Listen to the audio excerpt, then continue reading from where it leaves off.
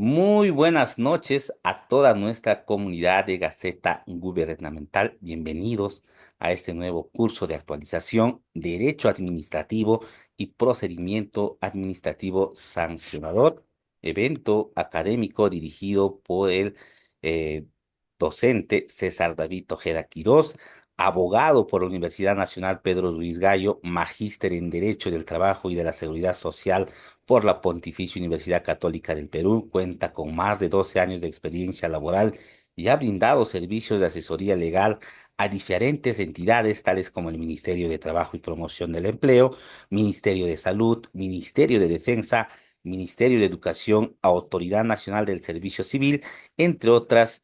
Actualmente se desempeña como consultor legal independiente en temas laborales y es docente de posgrado en la Pontificia Universidad Católica del Perú, Universidad Continental y Universidad del Señor de Zipán. Con mucha experiencia y con muy buena actitud, damos los aplausos virtuales. Doctor César, bienvenidos una vez más. Le doy la posta para dar inicio a nuestra sesión de introducción del día de hoy. Adelante. Muchas gracias, estimado Nerio. Aprecio, como siempre, la gentil presentación. Saludo a los participantes. Mi nombre es César Ojeda Quirós y voy a estar a cargo de esta sesión introductoria referente al curso de Derecho Administrativo y Procedimiento Administrativo Sancionador, con una suerte de preámbulo a las 4 sesiones que se tienen programadas como parte del contenido de este curso. A modo solamente de referencia, voy a compartir una brevísima presentación para poder tener una hoja de ruta mucho más definida y a fin de que las ideas puedan ser comentadas con mayor orden. Como ya lo había señalado Nerio, esta sesión introductoria de 1 hora está referida a poder darles a ustedes los alcances o la dinámica de cómo se va a desarrollar el curso de Derecho Administrativo y Procedimiento Administrativo Sancionador. Como primer punto deberíamos preguntarnos, ¿para qué sirve aprender de Derecho Administrativo y Procedimiento Administrativo Sancionador? Pues bien, veámoslo de la siguiente manera. Desde que nosotros nacemos, respiramos derecho administrativo.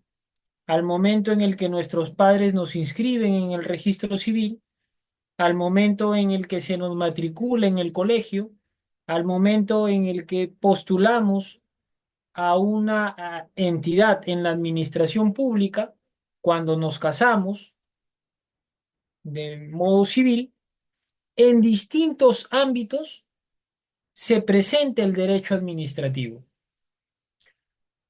El enfoque que va a tener esta rama del derecho en el presente curso es un enfoque de carácter interdisciplinario, es decir, el derecho administrativo vinculado con la gestión pública y vinculado con el derecho constitucional,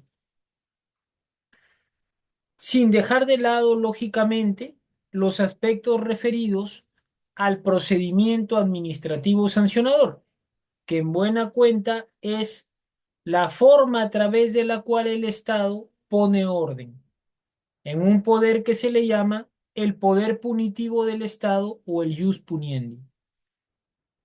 Entonces, para resumir, 2 ideas iniciales, sostengo con énfasis que la importancia de estudiar el derecho administrativo es porque nosotros estamos dentro de un Estado de derecho y cualquier actuación que podamos imaginarnos tiene detrás o en sí misma un conjunto de normas de carácter administrativo. Ahora, en lo que respecta a esta noción, vale decir que la dinámica de la relación entre el ciudadano y el Estado no es sencilla, es compleja. No obstante, a lo largo de las 4 sesiones vamos a poder, sobre la base de mi experiencia, internalizar los conceptos que a mi juicio son más relevantes para poder comprender no solo el derecho administrativo, sino el procedimiento administrativo sancionador. Digamos que este curso va a tener una connotación teórica y a partir de esos conocimientos teóricos vamos a plantear ejemplos a efectos de que ustedes puedan comprender con mayor claridad no solo la estructura normativa, no solo los alcances doctrinarios, sino cómo es que todo este engranaje de conocimientos y de regulaciones normativas se aplica en la realidad. La estructura temática de este curso, como ya lo señalé, está referido a 4 puntos. El primero de ellos es el contexto actual del derecho administrativo. Todo aquel que se relaciona con la administración pública conoce sin duda alguna que el principio más importante del derecho administrativo es el principio de legalidad. Y la razón de ser de esta afirmación reside en lo siguiente. En la administración pública, las decisiones que toman las autoridades administrativas necesitan el estricto respeto de las competencias que les son asignadas por ley. Por ejemplo, de acuerdo con la Ley de Negociación Colectiva del sector estatal, quienes conforman una comisión negociadora en representación de una entidad son directivos o funcionarios, por lo que un especialista legal o un asistente administrativo no puede formar parte de una comisión negociadora en representación de la entidad empleadora debido a que no es ni directivo ni funcionario. ¿Cuál es el atributo que falta en ese ejemplo planteado? La competencia. Asimismo, cuando nosotros hablamos del contexto actual del derecho administrativo, no podemos pasar por alto la forma en la que el Estado se organiza. Es consabido que existen 3 poderes: el poder legislativo, el poder ejecutivo y el poder judicial. Aunado a ello, tenemos los organismos constitucionales autónomos, que son aquellos que, como su nombre mismo lo dice, gozan de autonomía respecto de los otros poderes del Estado antes mencionados. Para centrarme en lo primero, la noción de separación de poderes viene de Montesquieu, quien en su libro El espíritu de las leyes planteaba la necesidad de que exista una suerte de balance entre el ejercicio de cada uno de los poderes del Estado. El poder legislativo es el encargado de emitir normas. El poder ejecutivo es el encargado de velar por el cumplimiento de esas normas a través de la reglamentación de las mismas. Y el poder judicial es aquel que resuelve un conflicto jurídico o disipa una incertidumbre jurídica. Este es desde la perspectiva de los 3 poderes del Estado. Por su parte, cuando nos referimos a los organismos constitucionales autónomos, estamos haciendo referencia a entidades que gozan de personería jurídica propia y que así están reconocidas por la propia Constitución política. Por plantearles algunos ejemplos, hablo de el Tribunal Constitucional, hablo de la Defensoría del Pueblo, del Ministerio Público, por citar algunos ejemplos. Entonces, cuando nosotros hablamos del derecho administrativo, hablamos de una disciplina jurídica bastante amplia, una disciplina jurídica que, sin duda alguna, tiene una serie de ramificaciones a través de las cuales se relaciona con todas las ramas del derecho. Así como el derecho constitucional es la base sobre la cual se construyen las instituciones jurídicas de distinta especialidad, no hay ninguna sola rama del derecho que no se relacione de una u otra forma con el derecho administrativo. Ahí radica la importancia de esta rama del derecho. Entonces hacemos referencia a el derecho administrativo como disciplina, a su interrelación con otras disciplinas, a cómo está organizado el Estado desde la perspectiva de los clásicos poderes, así como de los organismos constitucionales autónomos, y también es necesario hacer referencia al sistema de normas. ¿Por qué razón? Porque Jorge Berrío o José Aliaga, si son servidores civiles, si son trabajadores del Estado, aplican determinadas normas en el rol que les toque desempeñar. Si es que ellos trabajan en el sector privado, también aplican determinadas normas o interpretan determinadas normas.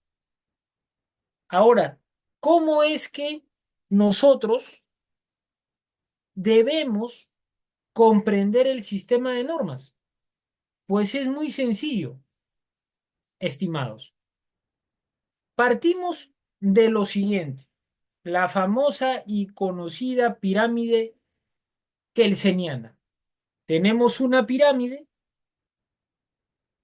En la parte más alta de la pirámide encontramos a la constitución política. La constitución política actual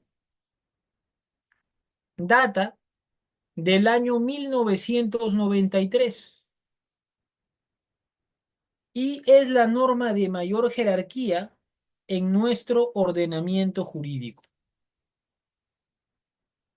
Tiene dos partes, una parte dogmática y una parte funcional. En la parte dogmática está todo el catálogo de derechos. Por ejemplo, si nosotros revisamos el artículo 2, numeral 15, identificamos el derecho a la libertad de trabajo. Toda persona tiene derecho a trabajar libremente con sujeción a ley. Es una disposición constitucional de carácter laboral. De otro lado, si nosotros revisamos el mismo artículo 2, pero el numeral 24, literal A, identificaremos la siguiente disposición constitucional. Nadie está obligado a hacer la ley lo que la ley no manda, ni impedido de hacer lo que ella no prohíbe. Esta disposición constitucional, por ejemplo, no se aplica en el ámbito del derecho administrativo. ¿Por qué razón? Nuevamente, porque el derecho administrativo se construye sobre el principio de legalidad y la disposición constitucional en virtud de la cual nadie está obligado a hacer lo que la ley no manda ni impedido de hacer lo que ella no prohíbe, es el fundamento del principio de la autonomía de la voluntad. Principio de legalidad, autonomía de la voluntad. Acá nosotros tenemos dos ejemplos muy claros de cómo es que a partir de la Constitución se construye el derecho administrativo. Esa es la parte dogmática. Y de otro lado, tenemos la parte funcional o estructural, como le llaman algunos, a través de la cual se estructura o se describe cómo está organizado y cómo funciona el Estado. Aunado a ello, se establece también cuáles son los mecanismos de defensa ante la eventual afectación de un derecho fundamental. Artículo 200 de la Constitución Política. Acá tenemos a la Constitución Política como norma de mayor rango. En un nivel secundario o en segundo orden, tenemos a las normas con rango de ley, a las leyes. Ustedes se preguntarán, ¿en dónde yo puedo, o de dónde, mejor dicho, yo puedo extraer la afirmación de qué normas tienen el rango de ley? Pues esto es muy sencillo, estimados amigos. Basta con revisar el artículo 200, numeral 4 de la Constitución Política para poder identificar que los procesos de inconstitucionalidad se formulan contra normas que tienen el rango de ley y estas son, se detallan, las leyes, leyes orgánicas, decretos legislativos, decretos de urgencia, el reglamento del Congreso, entre otras. Como ustedes podrán advertir, todo esto se engarza o se enmarca en la dinámica del derecho administrativo y del derecho constitucional. Finalmente, para poder esquematizar esta pirámide en tres categorías, tenemos a los reglamentos. Los reglamentos son instrumentos normativos a través de los cuales se desarrolla, por lo general, de manera procedimental, aquello que está dispuesto en una ley o en una norma con rango de ley.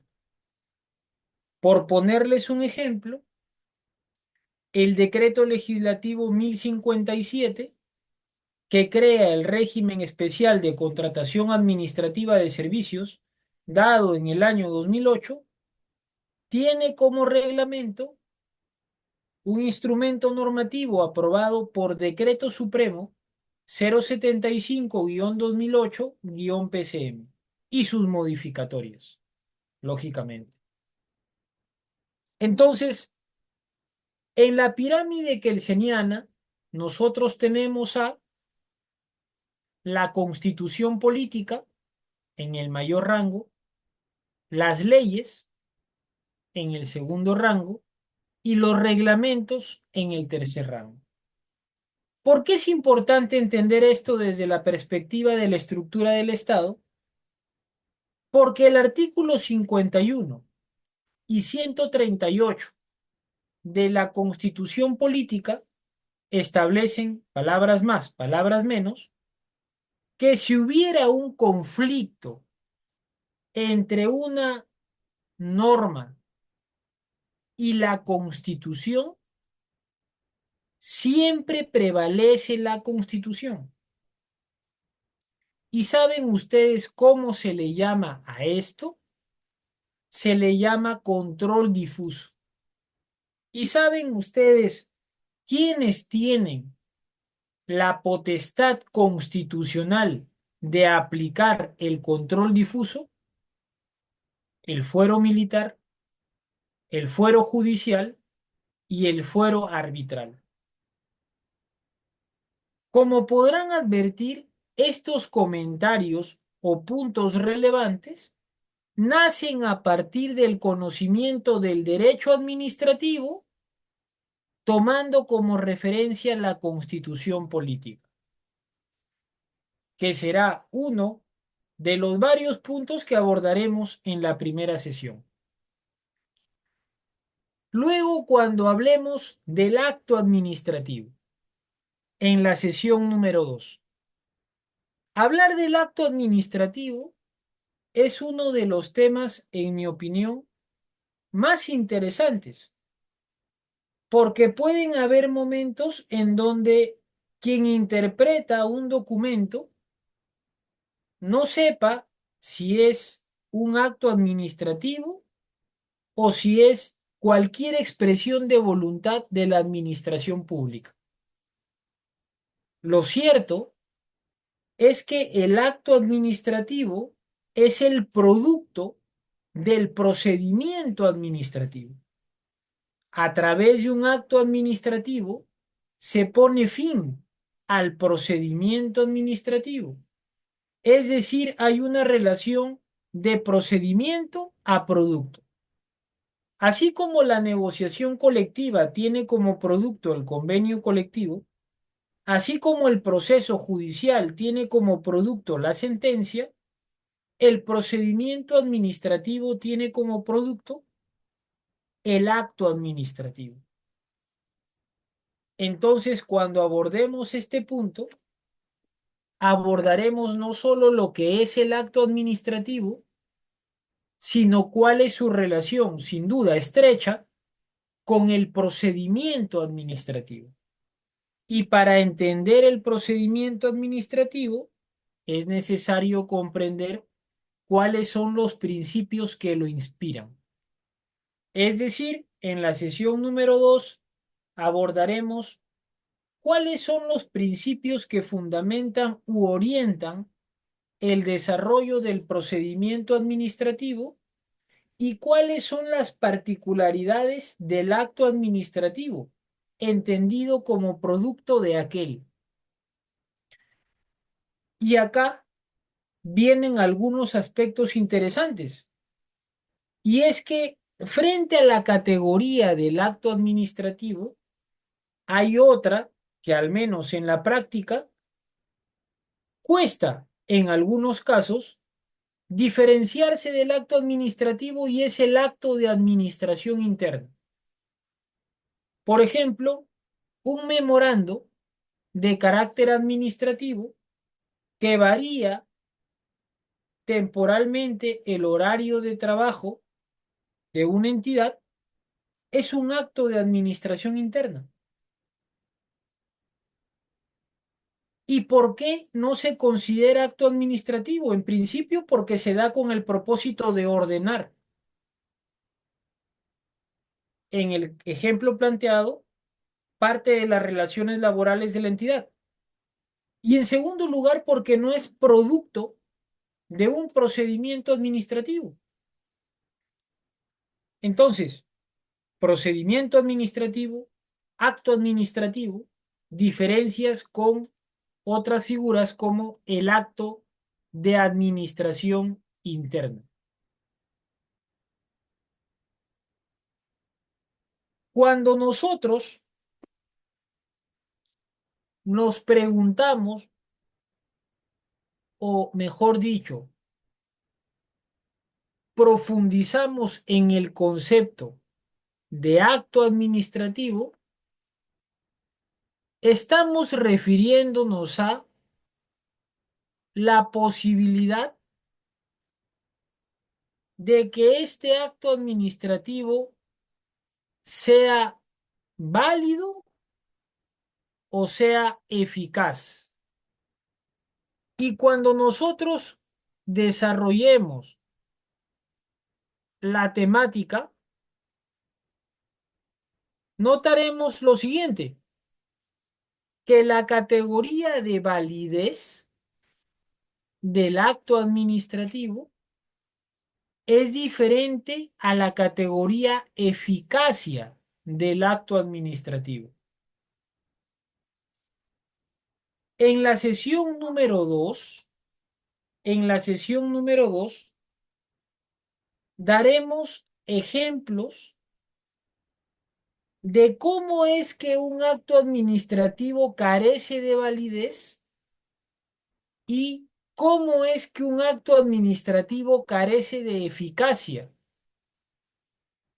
Mientras que la validez está referida a la concurrencia de competencia, objeto y contenido, procedimiento regular, finalidad pública y motivación, la eficacia está referida a la acción o al acto de notificación. Una sola institución jurídica, acto administrativo.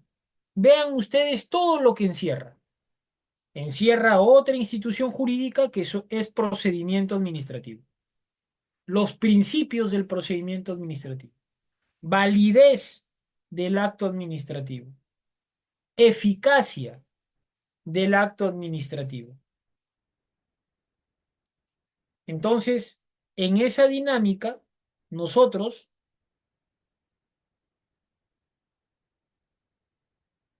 cuando analizamos el acto administrativo, lo vamos a analizar desde esa perspectiva.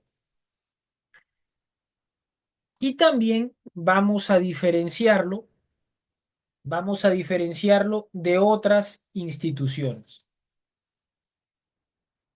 Contradicción de los actos administrativos es lo que vamos a ver en la sesión número 3.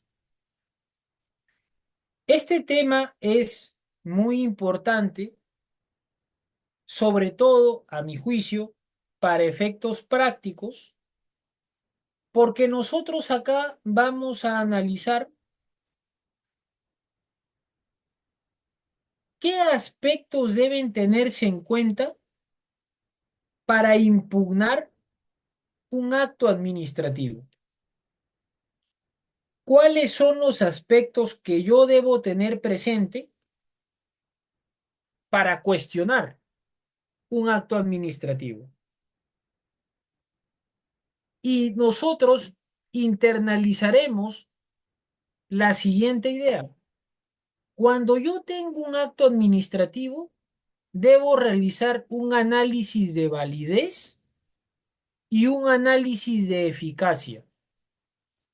El análisis de validez está íntimamente ligado a un test de constitucionalidad y el análisis de eficacia está ligado con el principio derecho del debido proceso. Entonces, en esa lógica, cuando se me notifica un acto administrativo que es perjudicial a mis intereses, yo puedo cuestionarlo. Para ello, se analizará cuál es el contenido constitucional del derecho a la pluralidad de instancias. Y también identificaremos y desarrollaremos cuáles son los medios impugnativos aplicables. Tenemos de un lado el recurso de reconsideración y de otro lado el recurso de apelación. El recurso de reconsideración es un medio impugnativo que se caracteriza por no solo la exposición de argumentos, sino por sustentar estos argumentos en un nuevo medio de prueba. Por su parte, cuando hablamos de un recurso de apelación, nos estamos refiriendo a cuestionamientos sobre aspectos de puro derecho, como por ejemplo la interpretación de determinada norma. Identificaremos y analizaremos cuál es la particularidad de cada medio impugnativo, tomando en consideración que para la presentación de cada uno de ellos debe de considerarse el plazo de 15 días hábiles. En este contexto, se analizará también qué ocurre si es que el órgano resolutor del medio impugnativo, reconsideración o apelación, durante los 30 días hábiles que tiene para resolver, no lo hace. Es decir, la aplicación del silencio administrativo negativo como ficción, ¿qué implica? El agotamiento de la vía administrativa, la posibilidad de acudir al Poder Judicial a través de un proceso contencioso administrativo o simplemente la expectativa casi indefinida de que algún día van a resolver mi pedido o mi recurso en todo caso. Entonces, acá se analizará la teoría, la teoría de los medios impugnativos, considerando que el hablar de un medio impugnativo no se agota solamente con la denominación del recurso, sino que cada recurso administrativo tiene su particularidad. Aunado a ello, existe otro recurso que es de carácter excepcional y debe ser establecido por ley, y es el recurso de revisión, el cual debe ser contemplado en una ley especial. Por ejemplo, en materia de inspección del trabajo, el Tribunal de Fiscalización Laboral tiene competencia para resolver los recursos de revisión. Ahí hay un caso clarísimo de cómo es que se aplica, cómo es que se aplica o cómo es que se ejerce el derecho a impugnar a través de un recurso extraordinario al que se le llama revisión, y el mismo que únicamente se puede emplear cuando existe una norma especial que así lo habilita. Una vez que el expediente se encuentra en segunda instancia, vamos a identificar los aspectos de mayor relevancia que debe tener en cuenta el órgano resolutor al momento de atender un recurso impugnativo. Y ahí reforzaremos la siguiente idea, que lo primero que debe tener en cuenta, lo primero es el plazo.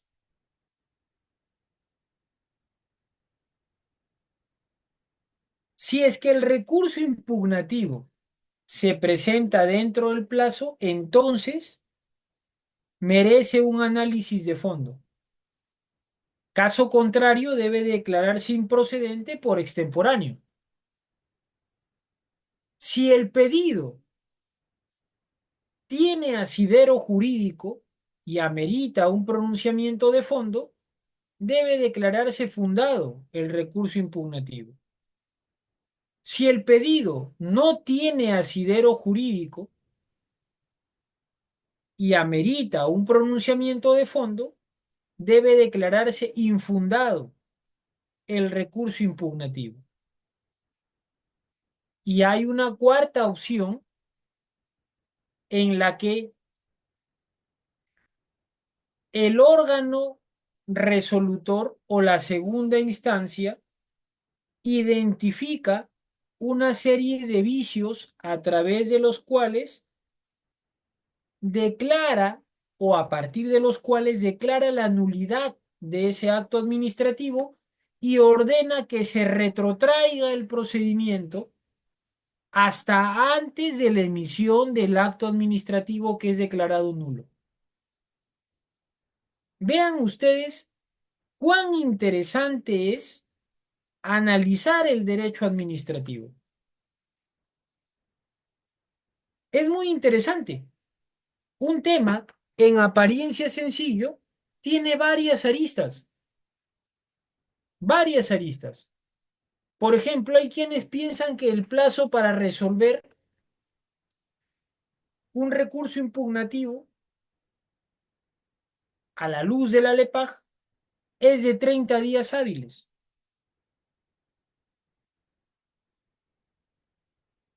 Ciertamente ello es así, pero se olvidan que aparte de esos 30 días hábiles, hay 5 días hábiles para notificar esa resolución. Y es más, si es que no se resuelve dentro de ese plazo, está latente la obligación de resolver. No es que se exime de resolver el recurso impugnativo. Ahora bien, yendo un poco más allá, ¿qué ocurre cuando se resuelve en segunda instancia y no hay posibilidad de presentar el recurso de revisión, dándose por agotada la vía administrativa? Si esto ocurre, existe la posibilidad de acudir al proceso contencioso administrativo. Y acá habrá una pregunta: ¿qué cosa es el proceso contencioso administrativo?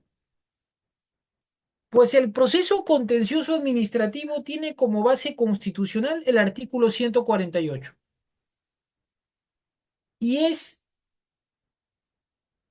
la posibilidad de acudir a un juez para que analice si el acto administrativo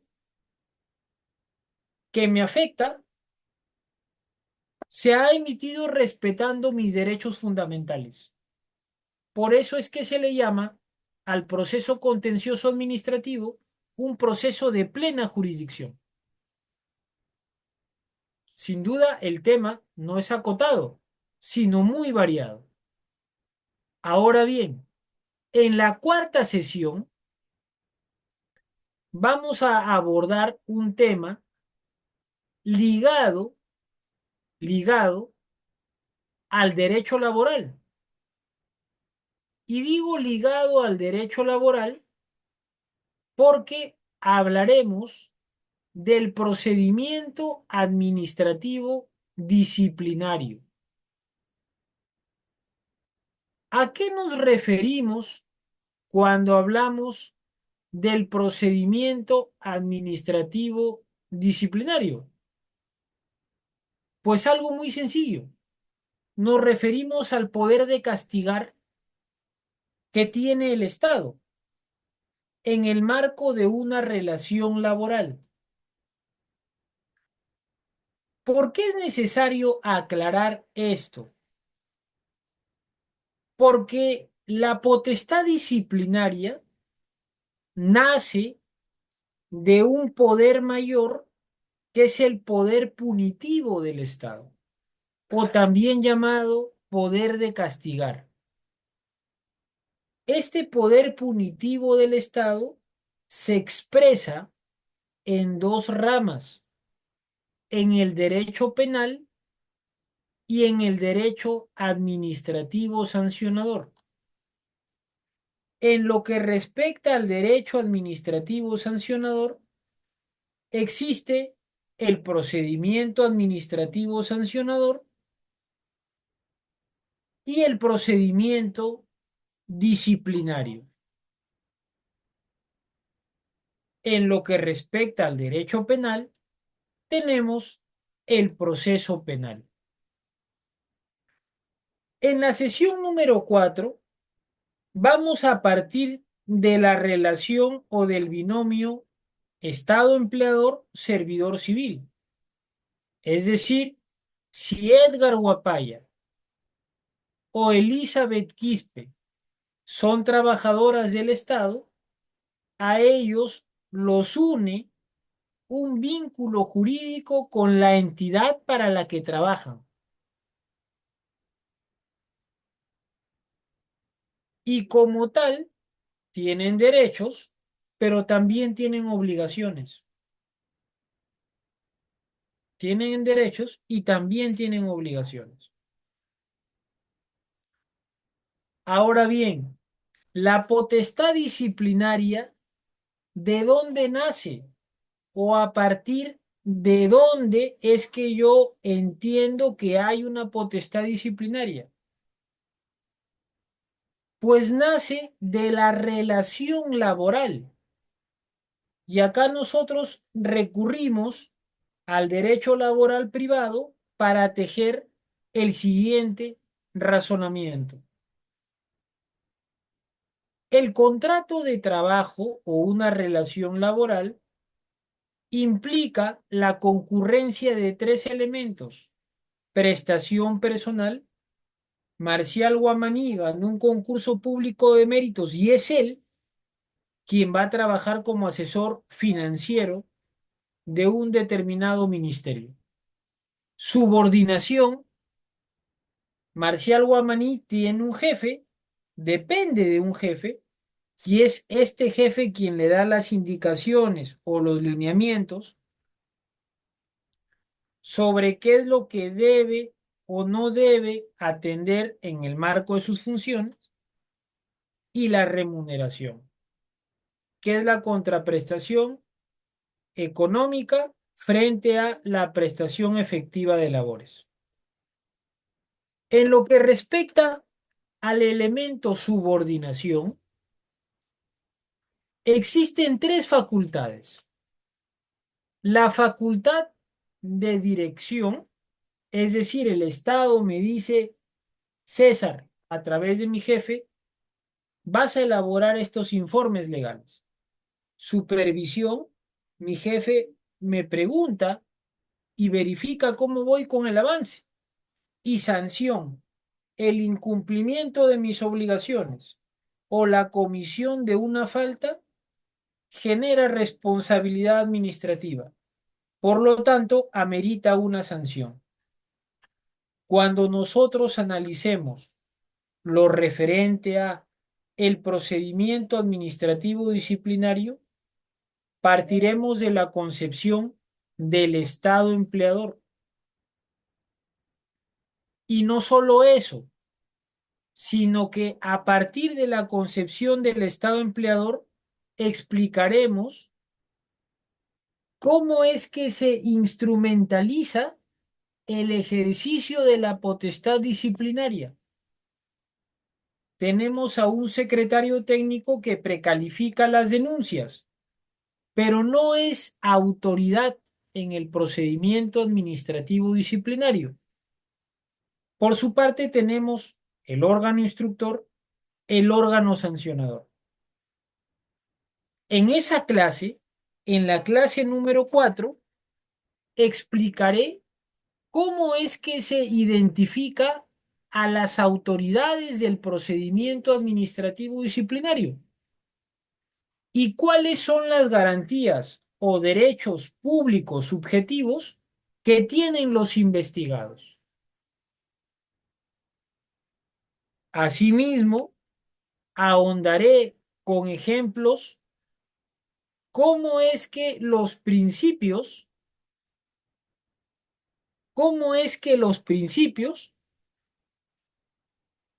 sirven de guías para determinar, para determinar si existe o no responsabilidad administrativa. Es interesantísimo. En mi experiencia diría que la clave para sostener una sólida defensa en el ámbito del procedimiento administrativo disciplinario reside en el profundo conocimiento de los principios. Y es lo que a partir de los ejemplos vamos a explicar de la mano, lógicamente, con los precedentes vinculantes del Tribunal del Servicio Civil. Desde el año 2013, año en el que se emitió la Ley 30.057 o Ley del Servicio Civil, hasta la fecha, se han emitido 26 precedentes vinculantes, casi en promedio de 2 por año. aunque el año más fructífero fue en el año 2020, año en el que se emitieron 11 precedentes vinculantes. Más allá del dato, el análisis del procedimiento administrativo disciplinario tomará en consideración los principios de la potestad disciplinaria, las autoridades del procedimiento administrativo disciplinario, los precedentes del Tribunal del Servicio Civil y también se tomará en consideración los criterios de gradualidad para la imposición de sanciones. Criterios de gradualidad para la imposición de sanciones, los cuales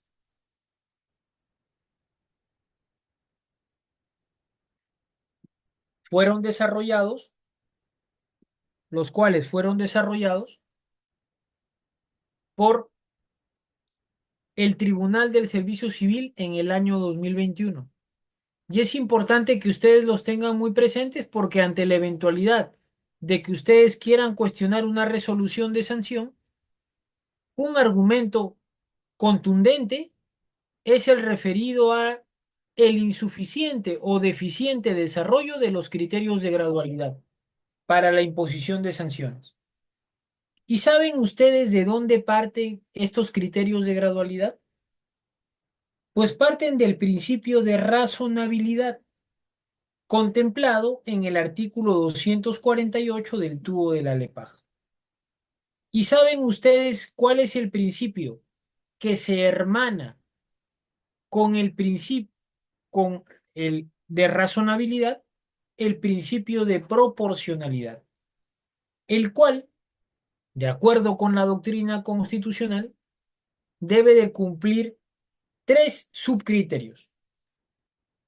La necesidad, preguntarme si es necesaria la imposición de una sanción; la idoneidad, preguntarme y responderme si la sanción propuesta es la adecuada; y la proporcionalidad en sentido estricto, es decir, realizar esta suerte de baremo respecto de lo que debe ser y respecto de la gravedad de la falta.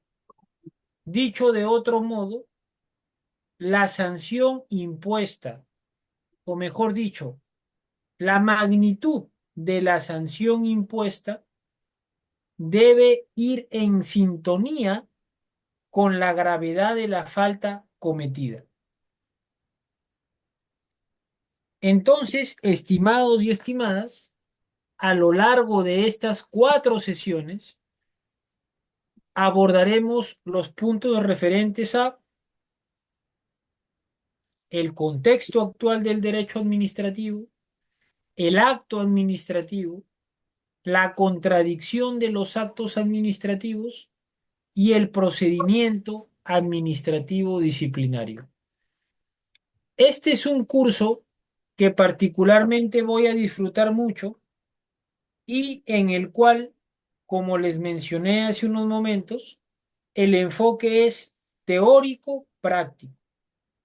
Partimos de la teoría para poder resolver problemas que se presenten en la realidad, sin desconocer lógicamente, o mejor dicho, tomando como un sustento relevante la aplicación de la norma vigente. Entonces, estimados y estimadas, los invito cordialmente a que ustedes formen parte de esta aventura académica que tendremos a partir de este viernes respecto del curso de Derecho Administrativo y Procedimiento Administrativo Sancionador. El mismo que consta de 4 sesiones únicamente, de 2 horas cada una en el horario de 7 de la noche a 9 de la noche, y en el que, como ya lo señalé, tendré un enfoque teórico práctico de cada uno de los temas que, de manera muy resumida, he querido compartir con ustedes. De lo hasta aquí señalado, no sé si tuvieran alguna pregunta respecto del temario a efectos de poderla absolver con todo gusto.